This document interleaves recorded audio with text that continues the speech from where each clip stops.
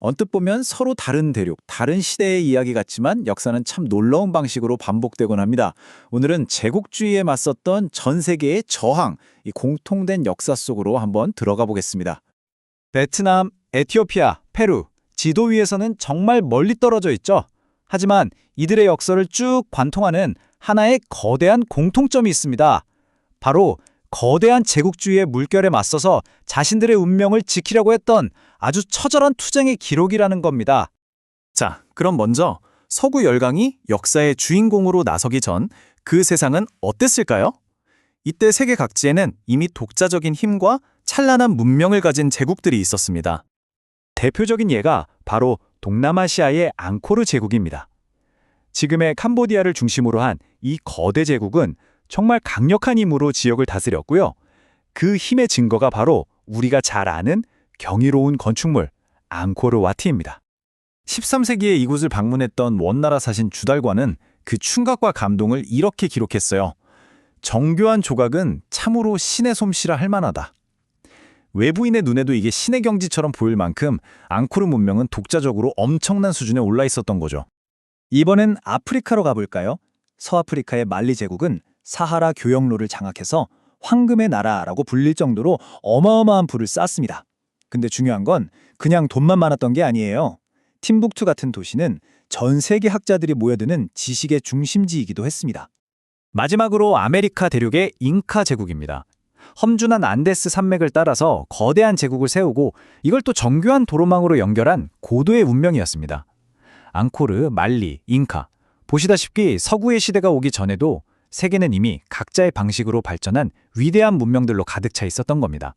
하지만 이 독자적인 제국들의 시대는 유럽 세력의 팽창과 함께 서서히 막을 내리기 시작합니다. 이제 식민주의라는 거대한 그림자가 어떻게 이들 위로 드리워졌는지 한번 살펴보죠. 이 식민지 쟁탈전은 그야말로 순식간에 벌어졌습니다. 16세기에 스페인이 아메리카 대륙의 문을 연 뒤에 19세기 말이 되자 프랑스는 베트남을 차지하고 유럽 열강들은 아프리카 대륙 전체를 나눠 가졌습니다. 불과 한 세기 남짓한 시간 동안 전 세계 지도가 폭력적으로 완전히 다시 그려진 거죠. 그럼 식민지배는 구체적으로 어떻게 이루어졌을까요? 바로 엔코미엔다와 같은 제도를 통해서입니다. 이름은 좀 그럴듯해 보이지만 실상은 이거예요. 페루를 포함한 남미 전역의 정복자가 원주민의 노동력을 마음대로 착취할 수 있게 허가해준 합법적인 노예제였습니다. 이 제도 때문에 수많은 원주민이 죽음으로 내몰렸습니다. 침략을 하려면 명분이 필요했겠죠. 프랑스가 베트남의 가톨릭 박해를 구실로 삼아서 침략을 시작한 것처럼 열강들은 문명화나 보호 같은 그럴듯한 단어 뒤에 숨어서 자신들의 팽창 욕구를 정당화했습니다. 하지만 지배가 있는 곳에는 늘 저항이 있었습니다.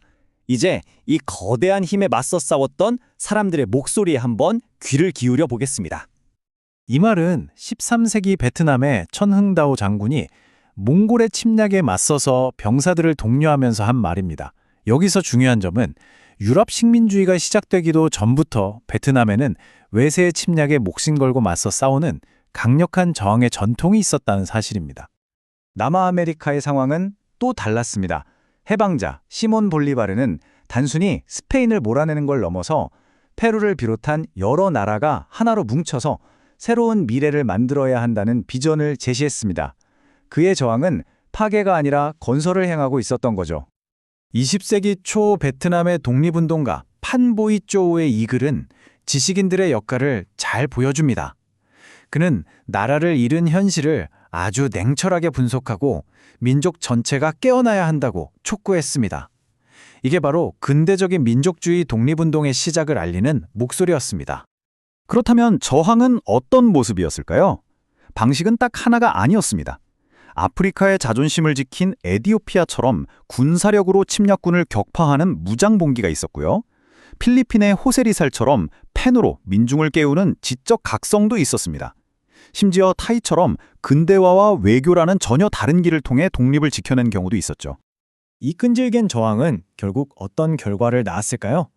식민주의 이후 이들은 각자 어떤 길을 걷게 됐는지 마지막으로 살펴보겠습니다. 그 결과는 나라마다 극명하게 엇갈렸습니다. 가장 흥미로운 사례는 바로 타이입니다. 주변국 모두가 프랑스와 영국의 식민지가 될 때 타이는 두 강대국 사이에서 아슬아슬한 줄타기 외교를 펼치고 빠른 근대화로 힘을 키워서 동남아에서 유일하게 독립을 지켜냈습니다. 반면에 베트남의 길은 훨씬 험난했죠. 수십 년간의 전쟁 끝에 마침내 통일 국가를 이루었습니다. 하지만 독립을 지켜냈던 에티오피아는 내부 분쟁과 또 다른 침략에 시달려야 했고요. 볼리바르가 꿈꿨던 남미의 통합 국가는 결국 여러 나라로 나뉘는 길을 걷게 됐습니다. 이처럼 세계 곳곳의 나라들은 제국주의에 맞서 저항하고 독립을 쟁취했다는 놀랍도록 닮은 과거를 공유하고 있습니다.